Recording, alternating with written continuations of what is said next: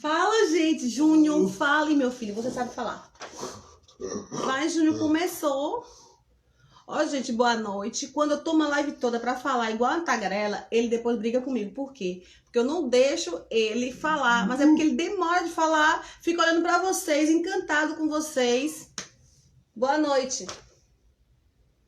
Fala, Junoca. Amanda já entrou. Oi, Amanda. Boa noite, linda. Linda é você. Boa noite, seja bem-vinda à nossa live. Já estamos a postos. Vamos, meu amor, entra. Oi. Fala, amor. Fala baixo? Ô, gente, desculpa, eu tô falando alto, né? Ô, Beatriz. Boa noite. Boa noite, como tá você? Como foi o seu dia? E a semana? Vai? Oi, gente. Como foi seu dia, sua semana, né? A Junoca já perguntou. Quero saber se você tá bem.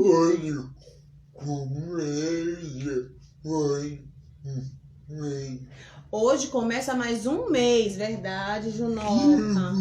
Que bom, né? Já estamos em agosto. Daqui a pouco é Natal, verdade?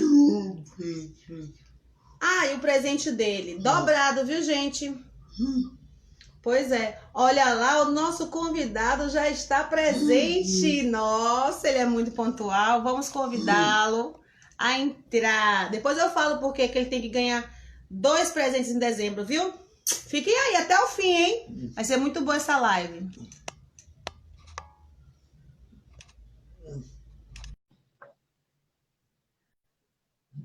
Oi, Van. Olá!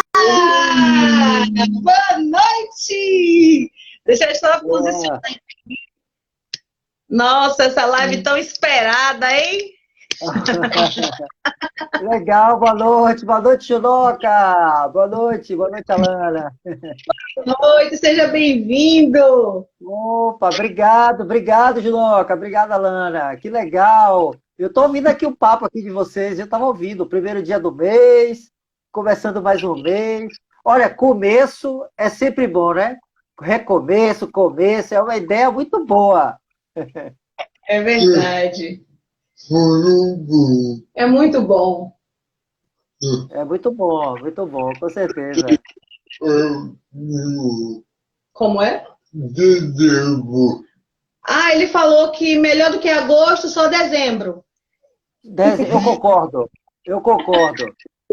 Dezembro é mês, pelo menos assim, como o espírito das pessoas está mais emotivo, né? A gente torna a experiência humana mais festiva, né? O encontro, as confraternizações, a comida de dezembro, ó, é uma delícia. Tem bolo. Tem bolo.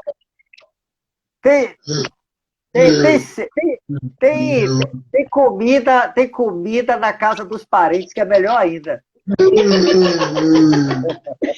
O bolo que ele está falando é porque ele faz aniversário em dezembro. Ah, tá certo. Então tem que ter bolo. Presente dobrado, né? Natal e aniversário. Qual é a data? É 25 mesmo? Não. 29? Ah, então dá para emendar Natal e aniversário, é presente dobrado. É verdade. Tá explicado então porque dezembro é tão maravilhoso, hein? Ah, tá explicado. Já é maravilhoso por ser dezembro. Ainda mais tendo aniversário. Então, aí, meu amigo. Então, vamos. Sua cabeça tá coçando? Ah, tá cortando a cabeça dele. Desculpa, gente. Ah, tá cortando. É a posição da câmera. Ah, bom, muito bem. Muito bem. Perfeccionista. Nossa. Deus, tá vendo? Ai, ai. Ele tá certo. Agora tá bom. Ficou bom Agora agora? tá beleza. A minha cabeça não tá cortando, não. É cabelo que tá faltando mesmo, viu? Ó, não fala nisso agora, não, porque senão ele vai começar a chorar. Porque ele falou é? que depois que perdeu a metade do cabelo da cabeça. Ai. Mas não se preocupe com isso, não. Deixa a natureza operar. Deixa a natureza operar.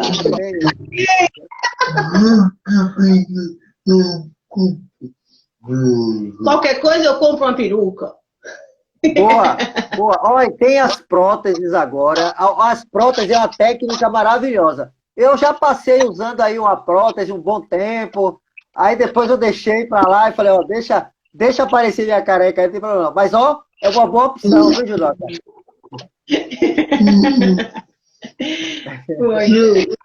Agora tem um problema. Agora tem um problema. Quando eu botei o cabelo, teve um problema aqui que a Ana Paula ficou com ciúmes. Sério? Ficou com ciúmes, porque ficou o cabelo aqui e tal, aí você dá assim, ó. Eu passei a ter carinha de 18 anos, aí ela ficou toda aí. Aí o bicho pegou. Já era gato. Ficou maravilhoso. Rejuvenesci, aí ela ficou com ciúmes. Entendi tudo. Ó, Ju, não vamos esquecer esse assunto de prótese, tá? Por favor. Eu já sou lindo, sem cabelo. Muito bem. Vou ficar maravilhoso. Com o quê? Com cabelo? Aí você vai ter que acalmar a Alana. Você vai ter que acalmar ela. Calma, não tem problema. Entendeu? Eu acho que eu vou conversar com Paulinha. Eu vou ter um particular com Paulinha depois. Viu, Paulinha? Eu sei que você tá online. Tá ouvindo. Olha ela aí, ó. Tá ouvindo aí. Ela já tá aqui, ó. Tá acabando de rir. Aí. A Ana Paula falou aqui, ó. Ficou jovem. Até parece que eu não sou jovem, entendeu? Até parece.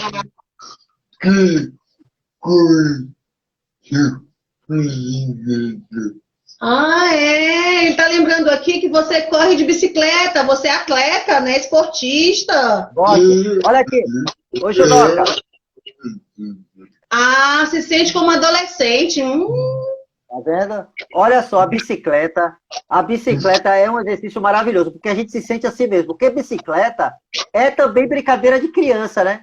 Então eu gosto de fazer parte das competições, de correr. Olha aquelas medalhas ali, ó, tá vendo? Boa parte delas é da bicicleta. Então, assim, você faz a bicicleta como esporte, mas não deixa de ser uma brincadeira de criança. Então você rejuvenesce também com a bicicleta, né? Perfeito. É maravilhoso.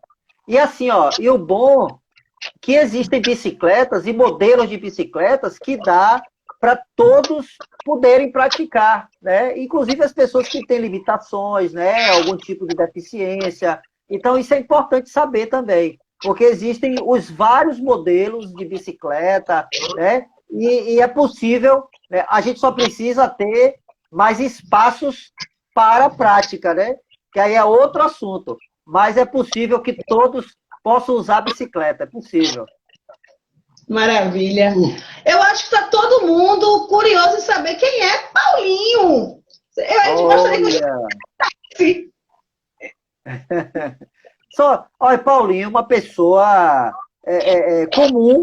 comum, que gosta das coisas que todo mundo gosta, né, de se divertir, de falar com as pessoas, de conhecer as pessoas, né, de confraternizar, né, que faz parte da nossa natureza, da natureza humana, né, de se encontrar, de se divertir, de encarar as coisas com bom humor, com otimismo, com acreditar no futuro, né, acreditar que é possível a gente ir mudando as coisas e construindo, né, e simplesmente com a nossa atitude, né? Primeiro com a nossa atitude. Então, esse sou eu, né? Aí tem a parte do militante, do trabalhador bancário, né? Do militante social, do esportista, né? Do pai de família, né?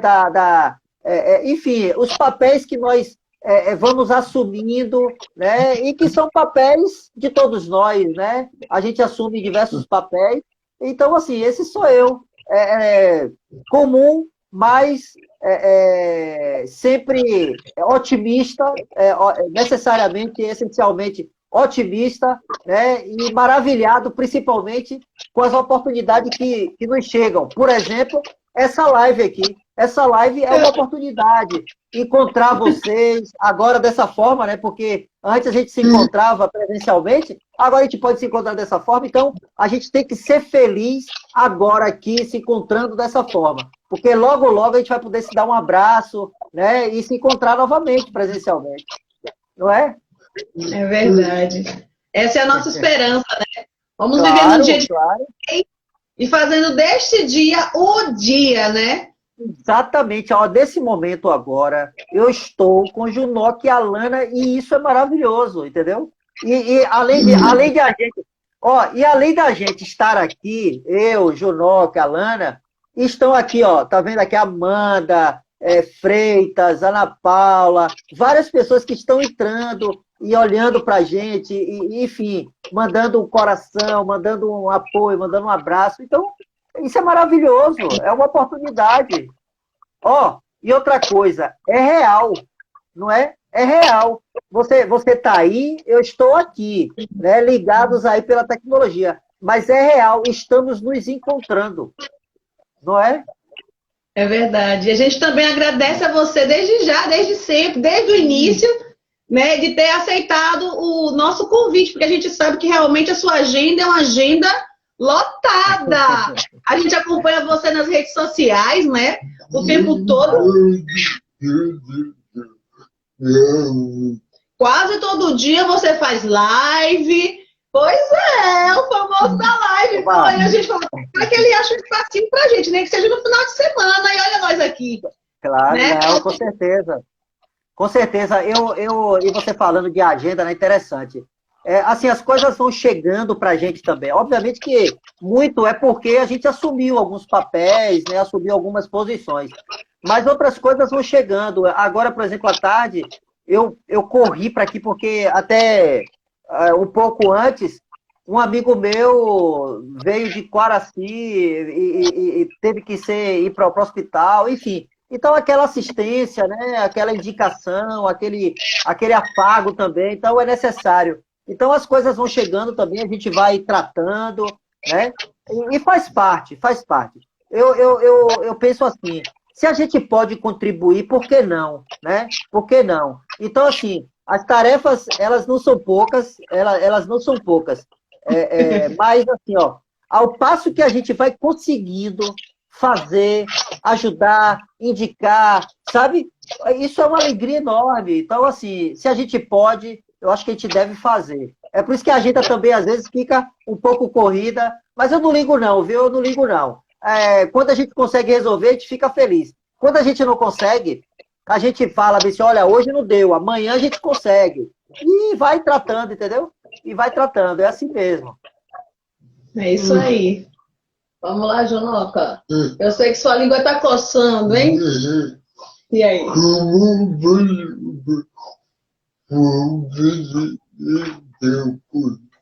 Ele perguntou como é que você está vendo o momento atual, né? Na pandemia aqui em Itabuna. Olha só. Assim, não tem como o assunto não ser a pandemia, né? Esse momento que a gente está vivendo, ele está sendo todo condicionado, né? Nossas vidas individuais, nossa vida em sociedade, né? Tudo que nos preza muito, né? Está sendo afetado, está sendo impactado pela pandemia, obviamente, né? Isso é uma questão de uma imposição, não é uma imposição política, não é imposição por vontade de grupos ou de pessoas. É uma imposição que eu chamo de imposição natural. O vírus é uma manifestação né? É uma manifestação natural, do mundo natural, né? Não se tem notícia de como efetivamente surgiu, mas o que temos hoje de conhecimento é de que ele é fruto de uma interação humana, né, com o meio natural, né, e que isso se disseminou de forma avassaladora entre os humanos. Então, a gente está diante de uma imposição natural.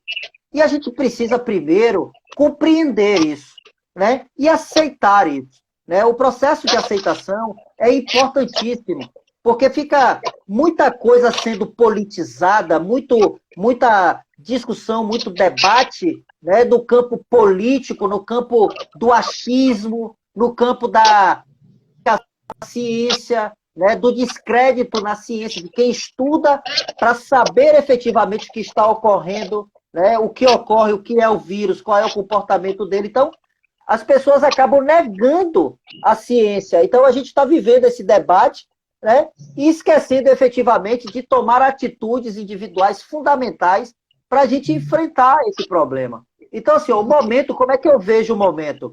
O momento é ainda mais temerário nesse sentido, porque fica parecendo que a gente já alcançou uma certa normalidade, né? A gente já passou esse período todo de quarentena, de isolamento, e aí as pessoas acabam chegando em alguns limites. Eu não falo, Alana e Junoca, daquele limite material, porque a gente entende que muitas pessoas têm a necessidade de irem para a rua, de trabalhar durante o dia ali para comer à noite. Né? Eu não estou falando dessa necessidade, não. Eu estou falando daquelas pessoas que, por outras questões, né? Questões individuais ou psicológicas, enfim, acabam que afrouxando, né? O seu cuidado, né? Enfim. Então, assim, ó, o momento que a gente está vivendo hoje da pandemia é um momento que ainda precisa de muita colaboração das pessoas. Né? A gente tem questões para fazer para o poder público municipal, para o poder público estadual, federal. A gente tem questões para fazer para os hospitais, enfim, para quem cuida da assistência. Mas a gente também tem que fazer questão para nós mesmos, como a gente pode contribuir. Porque, assim, ó, o isolamento é para proteger você. Você se protege. Mas, ao mesmo tempo, com essa atitude, você protege a coletividade. Então, é uma questão de responsabilidade coletiva. Né? Olha só, nós estamos, dados de ontem, no Brasil, a gente já superou, para ser exato, inclusive dando nossa solidariedade a todas as vítimas, são 92.595 mortes no Brasil. Estamos nos aproximando de 100 mil mortes. 100 mil mortes, Alana, que poderiam, em sua grande maioria, serem evitadas se nós tivéssemos uma outra, né, atitude, inclusive do poder público, mas também atitudes individuais, entendeu? Aqui na Bahia, nós temos uma situação ainda muito preocupante, são 3.463 óbitos, né? Uma taxa de 2,8% de óbitos. Se a gente pegar uma taxa de 2% de óbito e trazer para a nossa população aqui da microrregião, que é de 560 mil habitantes, levando em consideração que 70% serão infectados, você pegar 70% de 500 mil e botar 2% de morte, olha só, nós estamos diante ainda de dados. Eu estou falando aqui de dados, eu estou acompanhando aqui no site, ó, que são os dados atualizados. A gente está falando de um número absurdo, sabe, de pessoas que podem, né, sofrer com essa pandemia.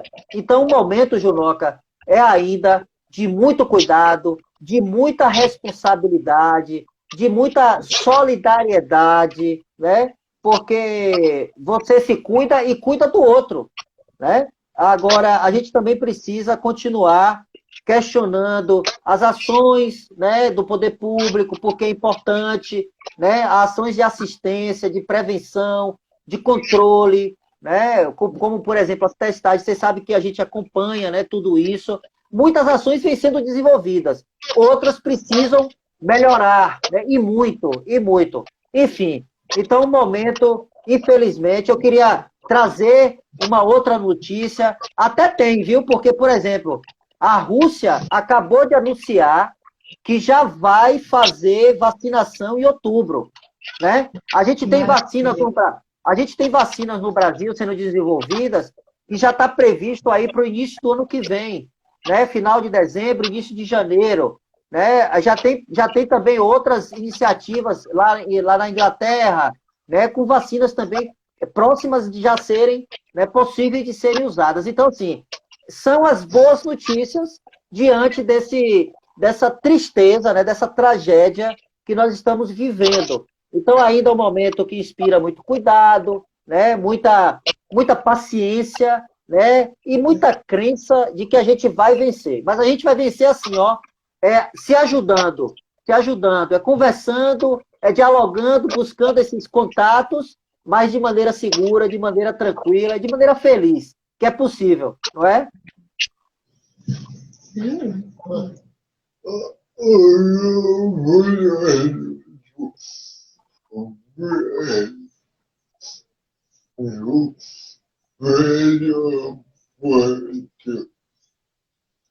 Vou precisar da ajuda dos universitários, de novo.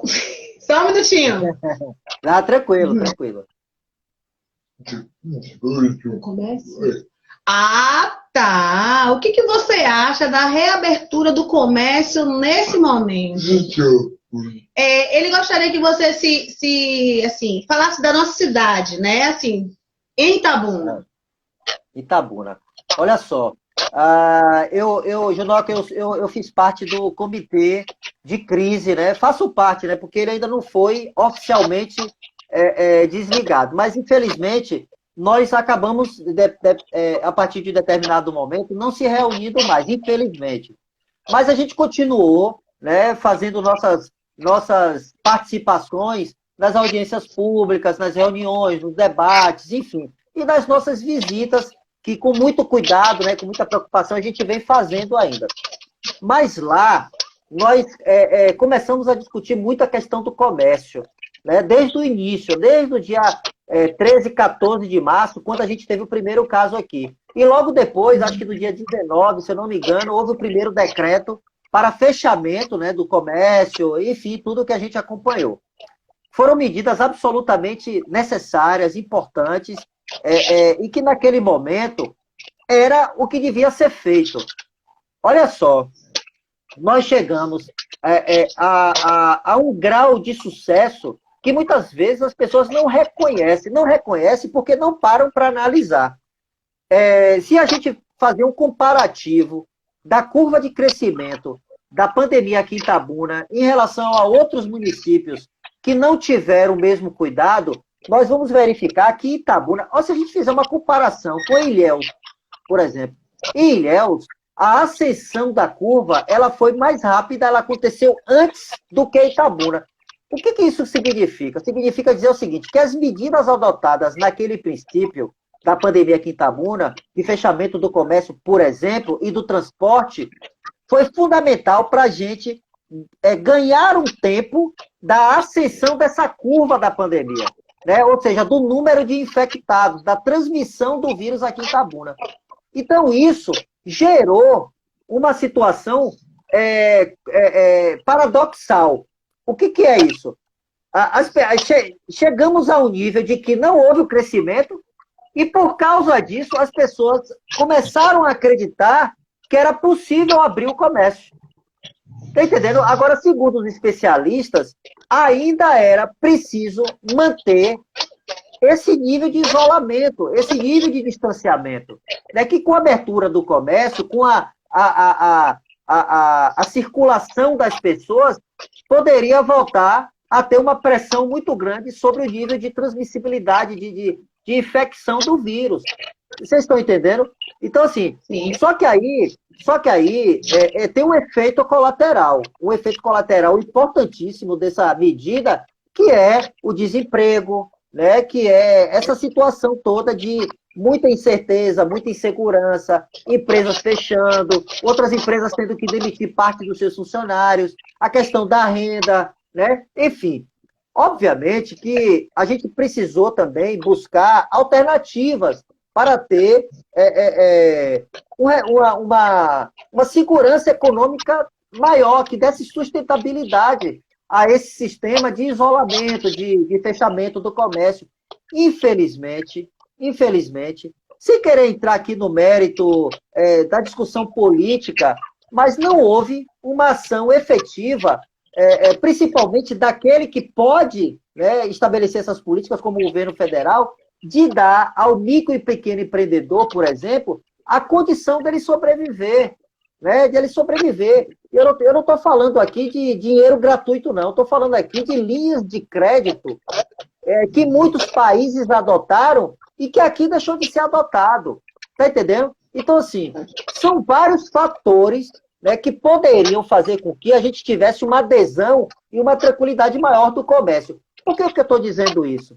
Porque o comerciante que está pedindo a reabertura, ele está fazendo isso com legitimidade. Ele está fazendo com legitimidade. Mas, assim, ele está questionando, por exemplo, que já houve tempo de você estruturar os hospitais e o poder público não estruturou. Está entendendo? Então, assim, ó, ele tem razão? Tem razão. Tem razão. Mas o problema é que a segurança, ela não está só no hospital. A segurança das pessoas não está só na assistência.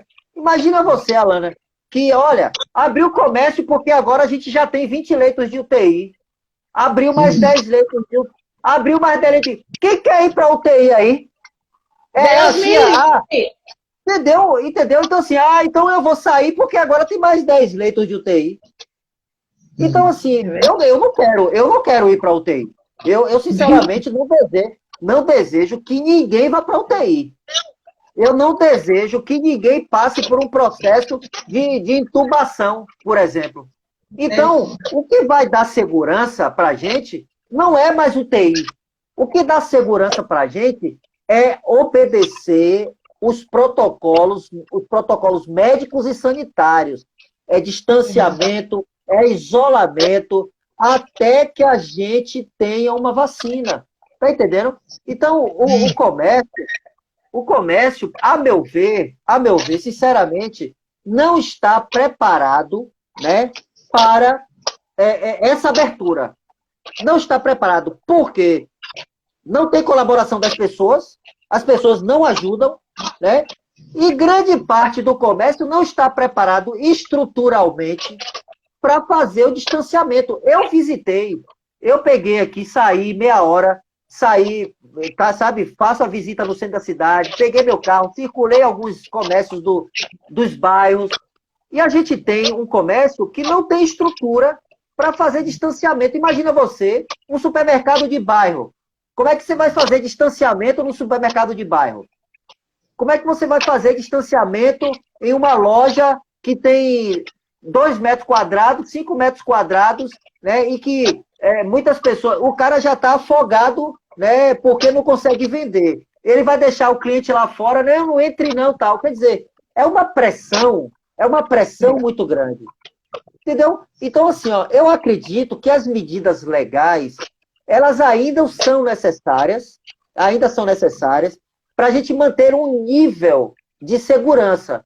Agora, obviamente, que a gente tem que encontrar alternativas para o comércio. E olha só, o mais interessante, Junoca, é que nós temos, por exemplo, um grupo de estudos estabelecidos nas universidades, na UESC. A UESC tem um grupo de estudo que faz um trabalho muito consistente nesse sentido, né? A UFSB também, né? Então, assim, a gente tem perspectivas de retorno e de atitudes graduais de retorno para dar mais segurança, porque o intuito não é outro, senão dar mais segurança para as pessoas, tanto para a continuidade do funcionamento do comércio, como para a saúde de todo mundo, quem é trabalhador e quem é consumidor, tá entendendo, Gilberto? Então, assim, ó, a meu ver, essa abertura do comércio é ainda muito temerária diante do que nós temos de estrutura hoje em Itabuna, tanto de quem coordena, do poder público, quanto de quem está lá sem estrutura para receber esses clientes. Obviamente que a gente tem uma série de empresários e comerciantes que estão conseguindo estabelecer um controle, tá? A gente vê álcool, a gente vê, né, fitas, as pessoas esperando lá fora e tal. Mas isso não acontece com todos. O problema é que quando você tem um vetor de transmissão, isso alastra. Então, não é só uma parte que tem que fazer o controle. Tem que ser todo mundo com condições de fazer o controle. Tá entendendo? Então, assim, a meu ver, é ainda temerário. Mas eu entendo também a necessidade, né, e a angústia dos comerciantes. Mas precisamos, em conjunto, construir uma alternativa. Perfeito. Enquanto a gente ouvia a sua colocação, algumas pessoas se posicionaram e são, assim, acho que é interessante a gente comentar. A Amanda falou que, quando você falava dos leitos, né, ela falou, inclusive, a gente precisa lembrar que Itabuna é um polo de atendimento de muitas cidades. Ela não atende só os itabunenses, mas ela atende a todas as cidades circunvizinhas, né? Claro. Então, na verdade, esses 20 já não dá para o itabunense, ainda lembrando disso aí, a gente vai dançar realmente. E Paulinha também colocou que a gente precisa conscientizar as pessoas. Nossa, como eu sinto essa necessidade também, né? As pessoas, não só aqui em Itabuna, tratando de Itabuna, mas de forma geral, as pessoas ainda não se conscientizaram do perigo que elas correm e do perigo que elas fazem outras pessoas correrem. Acho que a conscientização é importantíssima nesse momento, né? Por isso que a gente traz novamente esse assunto, porque a gente não pode deixar de falar nisso. A gente tem que repetir, até que entre na mente das pessoas e mude as suas atitudes, as suas ações, né? Com certeza. Então. Olha só para falar dessa região nossa, Itabuna, porque assim, o SUS, ele tem uma gestão descentralizada. É o que a gente chama de gestão plena. Então, Itabuna detém a gestão plena, ou seja, Itabuna é quem é o gestor do SUS aqui no município. Só que a gestão do SUS, ele também tem um processo de regionalização. Então, Itabuna é uma cidade referenciada, ou seja, é uma cidade referência para uma microrregião, que são 22 municípios, e também é referência em muitas especialidades para uma macro-região. Itabuna chega a atender pessoas de até 120 municípios. Até 120 municípios. Só a nossa micro-região aqui são em torno de 560 mil habitantes. Ou seja, nós temos uma responsabilidade muito grande. Nós que eu falo é o conjunto da sociedade, mas também, fundamentalmente, quem está à frente da gestão do SUS aqui na cidade. Né? Porque, assim, o SUS canaliza os recursos, entretanto, a gente não tem a resposta adequada para as necessidades. Isso está claro, né? Isso está claro aqui na cidade. Né? O que a gente precisa fazer é continuar questionando, não para afrontar, mas para apontar e buscar as soluções. É isso que a gente tem que fazer. Perfeito. Aqui mais algum comentário em relação ao transporte público, mas eu acho que você já falou que se não tivesse tido a medida que teve, né, de parar o transporte público e fechar o comércio, a gente também não teria o resultado que a gente obteve até o momento. E Paulinha fala que o comércio também ainda atende essa macro-região, o comércio da mesma forma. Então, olha, nós moramos na BR-415, praticamente, aqui na Avenida de Juraci Magalhães, a porta de entrada de uma das portas de entrada na cidade, e é absurdo o trânsito, o número de carros que entram e saem da nossa cidade, de placas diversas. Então, a gente fala, como que a gente vai conseguir, por mais que a gente queira dar uma segurada nisso aí, não tem como. A gente vê o tempo todo um trânsito absurdo. Então, ela está falando aí, realmente, o comércio também atende em inúmeras regiões. Eu não tinha noção de que eram 120. Nossa, você agora me assustou, porque eu não tinha a gente recebe pacientes de até 120 municípios. É muita gente. Agora, sim, não é um fluxo contínuo desses 120 municípios.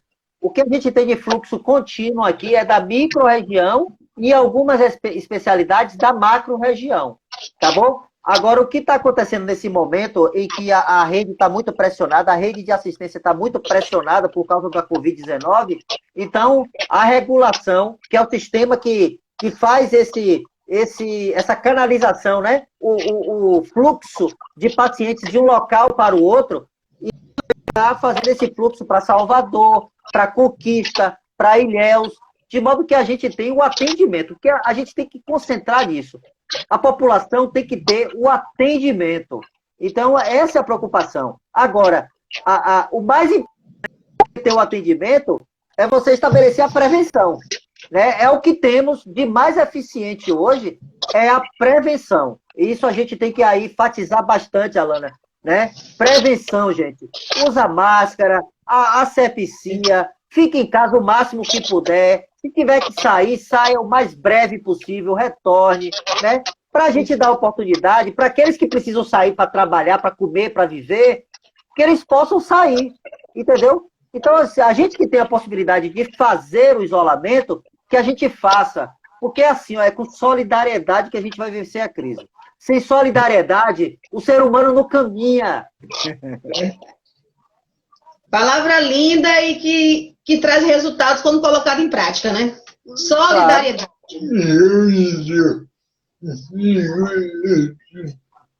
E ainda ninguém entendeu que uma pessoa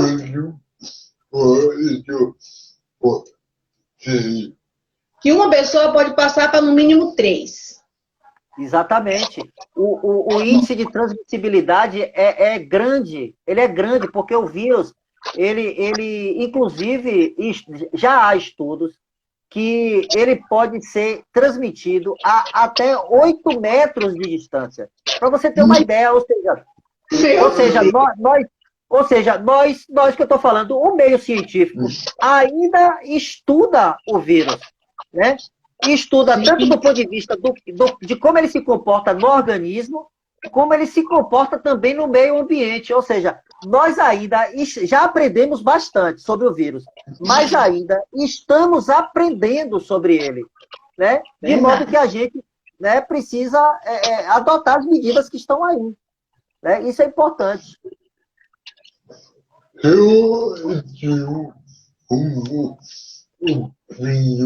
Eu tenho uma opinião.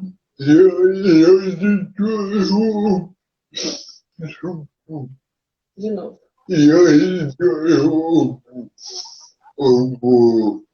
Eu tenho uma opinião. E ainda, ouvindo isso agora...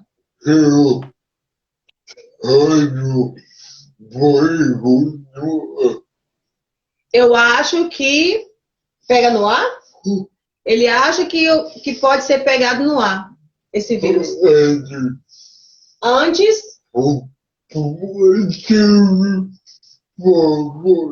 Antes a TV já falava isso.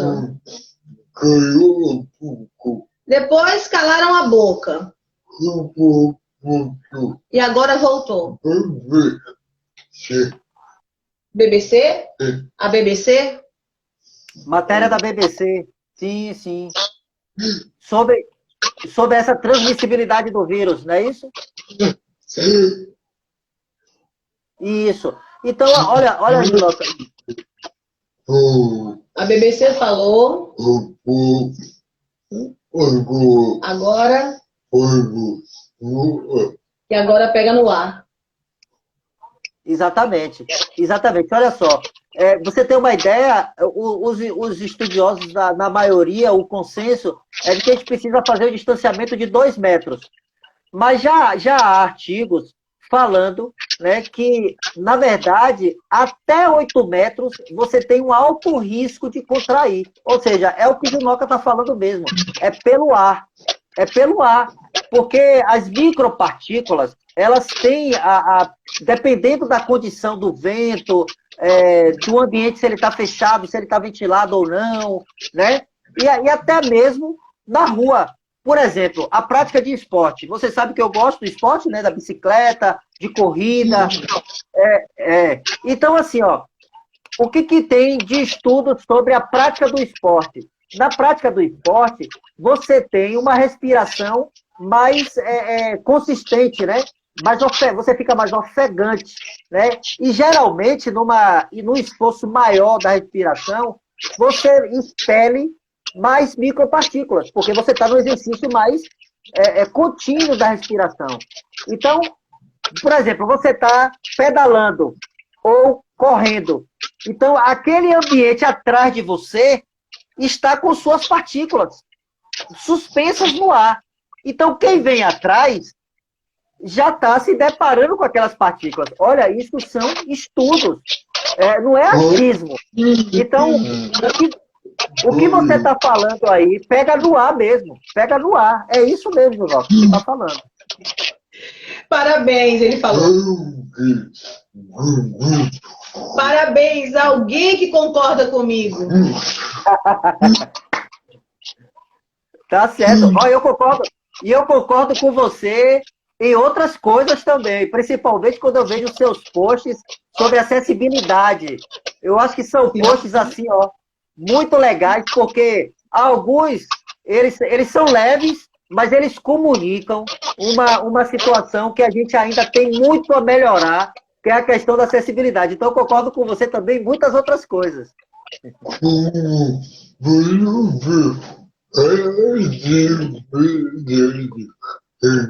Olha, deu entrada, deu um gancho aí para ele agora.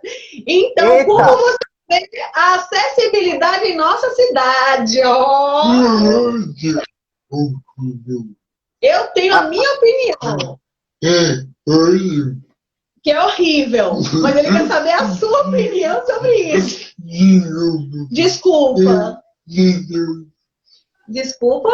É a cidade? Ah, é a sua. Desculpa porque é a sua cidade, porque a sua cidade é de Alana. Mas aqui não tem. Não tem passeios. Nem rampas.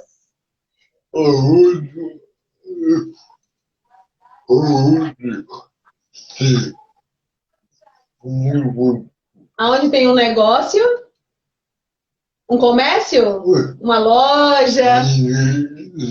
Ninguém liga para isso. Junoca, primeiro... primeiro que você... Você está encrencado, ele falou. Agora você está encrencado. Eu tô mesmo porque eu estou falando com a autoridade do assunto. Além de ser um militante, que eu sei que ele vê, pelos postagens que ele faz, é uma pessoa que ele estuda, pesquisa, mas acima de tudo, vivencia, né? Vivencia porque necessita das estruturas de acessibilidade, não é? Por ser portador de necessidades, né? Dessa necessidade desses instrumentos e dessas estruturas de acessibilidade. Junoca, primeiro, que você não... Eu estou encrencado mesmo, mas, ó, você não precisa pedir... Você não precisa pedir desculpas. O que você está falando é uma realidade. É uma realidade. Apesar de nós termos uma legislação, apesar de nós termos, né, uma legislação que, inclusive, obriga os entes privados a estabelecerem processos de acessibilidade, né? Além do que, o próprio espaço público já era para estar todo adequado às pessoas portadoras de necessidade de locomoção, principalmente, né? Que a gente está aqui tratando de acessibilidade, tratando das pessoas que têm essas necessidades de estruturas de locomoção, de ter a sua independência, ou seja, o exercício da sua cidadania de maneira plena, como é direito. Porque a gente não está falando aqui de algo que é benevolente, não, a gente está falando de direito mesmo. A Constituição garante isso, né? A nossa Constituição garante isso, isso precisava ser obedecido. Então, a gente está diante de uma realidade que precisa avançar muito, né? A gente precisa de instrumentos de políticas públicas que dê essa efetividade. Toda vez que a gente fala assim, políticas públicas, né, fica parecendo que a gente cai numa retórica. Isso é retórica, isso é só discurso e tal. Não, eu estou falando que a gente precisa continuar batendo nessa tecla até que a gente efetivamente tenha a implementação concreta desses instrumentos. A gente está falando de ir além, por exemplo, das rampas. Olha só, eu discuto essa questão de mobilidade, de acessibilidade já há algum tempo. E eu gostei muito de uma colocação de um amigo meu que leu um autor, agora que eu esqueci o nome do autor, mas é interessante. Ele diz que a medida de democracia de uma cidade pode ser medida pela largura das calçadas. Não é? Quanto mais larga uma calçada, mais democrática você percebe que aquela cidade é. Né? E democracia, para além de um sistema político, ele deve ser um valor. Né? A democracia deve ser um valor, porque a democracia ela pressupõe exatamente o que nós estamos falando a respeito da acessibilidade, que é o respeito a todos, né? E também você encarar todos como sujeitos de direito, né? E não encarar, por exemplo, uma pessoa que é portadora de deficiência locomotora, ou visual, ou auditiva, encarar não essa pessoa como doente, porque não é um problema da pessoa. Na verdade, nós estamos falando de um problema social, de um problema que é da cidade. Olha só, a visão do que é deficiência é muito interessante de um autor chamado... deixa eu ver aqui se eu vejo o nome dele, é Hunt. Você deve conhecer, né? Mas aqui, ó, é necessário pontuar que a compreensão do tema vem se atualizando. Existem várias compreensões atuais sobre o real significado da condição de deficiente. Dentre elas, há a teoria que prega que não se trata de uma doença, mas sim entende deficiência como uma condição na qual a falta de estrutura, bens ou serviços capazes de garantir o bem-estar do indivíduo. Ou seja, não é um problema do deficiente, é um problema da cidade que não oferece as condições. Entendeu? E a gente precisa continuar trabalhando para que a convenção... Nós temos o decreto, o nosso decreto que foi tornado lei aqui no nosso ministério, é fruto dessa convenção internacional, né, que diz respeito às pessoas portadoras de deficiência.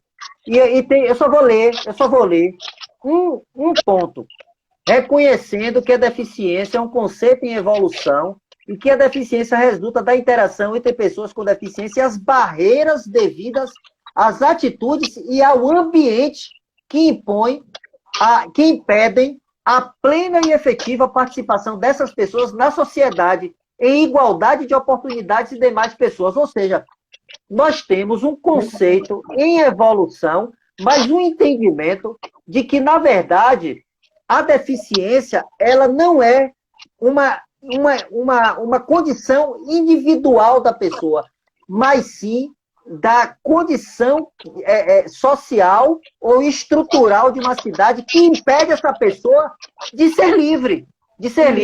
Ou seja, a gente precisa continuar colocando na cabeça das pessoas e batendo nessa tecla, e aí a gente assumir a responsabilidade que é nossa de fazer com que a cidade ofereça, Junoca, a todas as pessoas, indistintamente, condições de serem cidadãos, de serem livres, de terem sua liberdade de ir e vir, né? E sua liberdade de poder viver, né? De maneira digna e respeitosa. É isso que a gente precisa continuar lutando.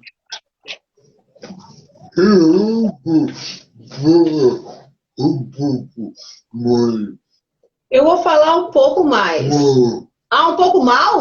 Vai falar um pouco mal? Ele vai falar mais um pouco mal sobre essa situação. Pode falar.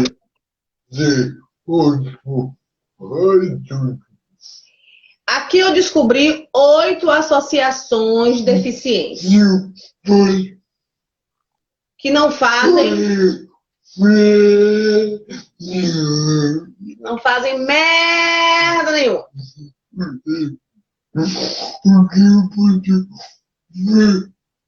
Como você vê isso? Olha só, eu conheço pelo... Ó, eu acho o seguinte, que toda observação, ela precisa ser dita, Junoca, ela precisa ser dita mesmo. Eu acho que a gente precisa encarar essas estruturas como uma oportunidade de a gente fazer a política pública. Eu estava conversando com Napoleão, que é o presidente da Fundesb. Eu sei que se você conhece. Ele é presidente da Fundesb, que é a Fundação Deficiente do Sul da Bahia. É uma entidade que já tem aí um pouco mais de 3 décadas de existência, né? E vem fazendo um serviço. Agora, por exemplo, essa questão dos insumos, né, de cadeiras de roda, ou algumas outras ações, que eu acho assim, muito importantes. Né? Os debates que eles fazem a respeito do transporte, da acessibilidade, enfim. Eu vejo assim, muitas ações interessantes. Eu estava lá conversando, Junoca, com ele, e a gente tocou, assim, coincidentemente, nesse assunto. Se a gente tem problemas e a gente identifica que há limitações na ação dessas entidades, o que a gente precisa fazer é fortalecer, ao contrário do que muitas pessoas falam. A gente precisa fortalecer essas entidades, porque, a meu ver, essas entidades, elas podem ser um canal importante para a implementação das políticas públicas, tanto do ponto de vista da informação que eles podem trazer, das sugestões que eles podem trazer para as melhorias, como também do ponto de vista da execução de diversas ações. Por exemplo, você imagina que uma estrutura de um governo municipal não tenha a quantidade de pessoas para determinada área de maneira suficiente. Mas como é que eu posso executar o trabalho se eu não tenho essa quantidade de pessoas suficientes para fazer? Então, eu preciso estabelecer uma parceria com as entidades, né? Ou seja, as entidades passam a ser canalizadores das políticas públicas, para que ela efetivamente ocorra, para que ela chegue nas pessoas que precisam.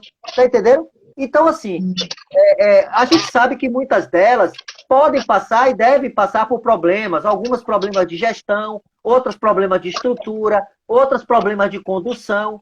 Mas o que a gente precisa fazer é fortalecê-las, né, e orientá-las no sentido de serem esses instrumentos, né, de políticas públicas. Tá? Eu acho que as entidades são fortes e reais possibilidades de políticas públicas. Agora a gente precisa o quê? De parceria para orientar, para consertar, ou então para apoiar o que vem dando certo.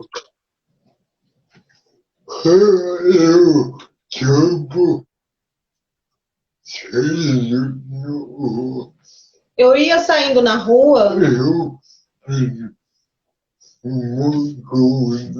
e eu pedi uma carona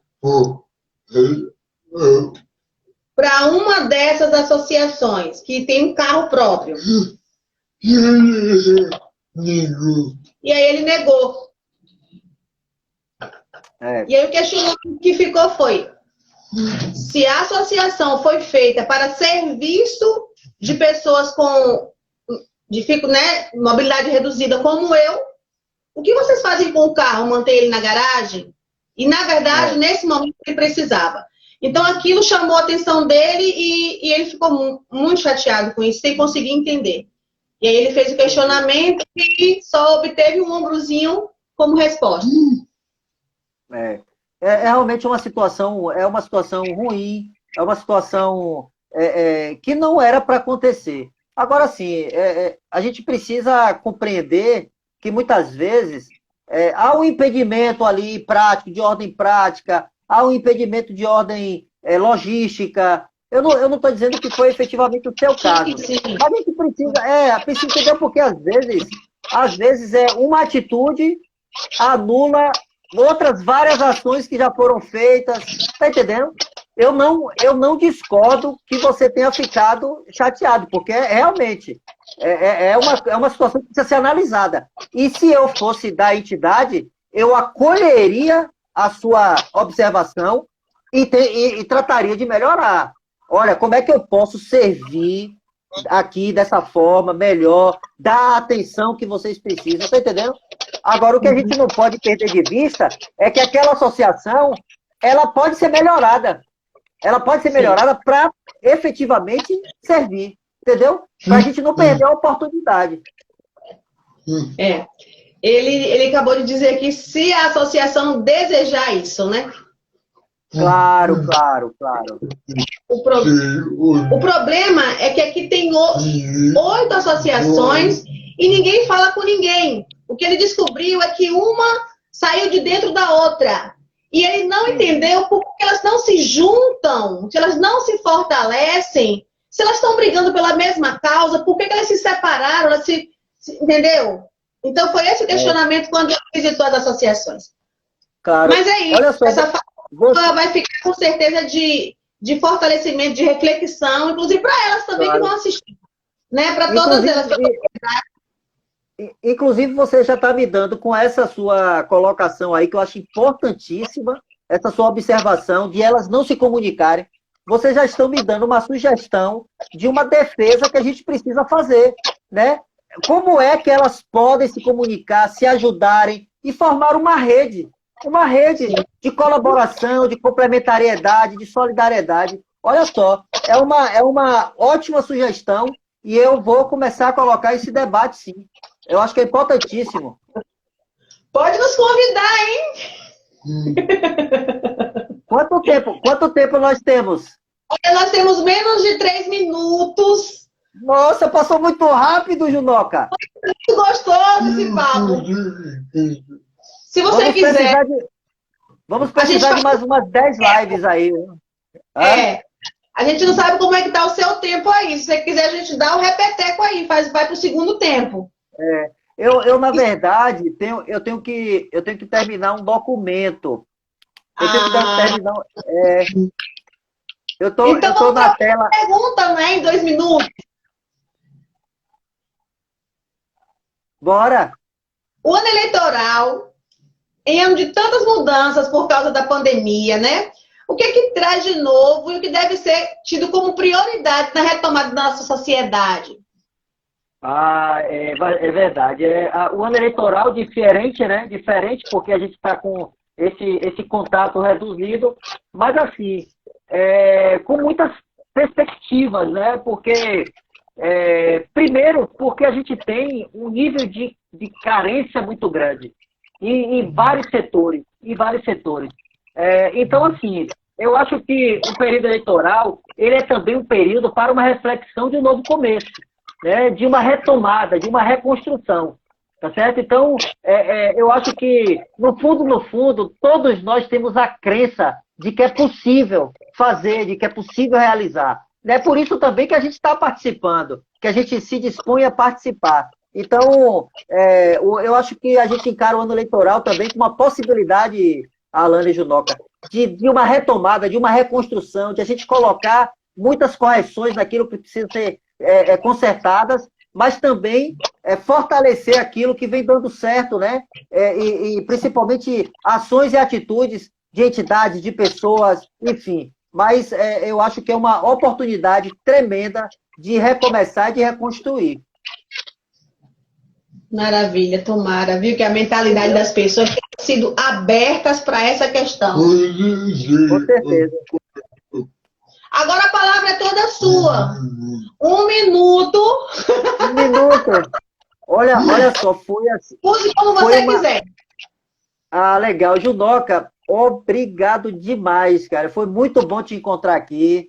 Viu? Foi bom encontrar a Alana, falar com vocês. Foi uma honra receber seu convite, né, de estar aqui batendo esse papo. Infelizmente, é porque assim, eu recebi uma incumbência e se eu não terminar hoje, amanhã é o dia da família. É o dia com os meninos, com a Ana Paula. Vocês sabem, né? Então, assim, eu preciso terminar hoje. Mas, a gente marca outra. Se você me der essa honra, essa alegria, viu? A gente marca outra. Agradecer a todo mundo que esteve aqui, né? Dar uma boa noite, uma alegria enorme, enorme mesmo. Obrigadão. Fica com Deus. Ele está perguntando como é que você gostaria de intitular essa live. Essa live aqui? Vixe, agora eu tô mais encrencado ainda. Eu vou colocar no YouTube, no Facebook, Instagram. Ótimo, Nós ótimo. estamos com 19 segundos.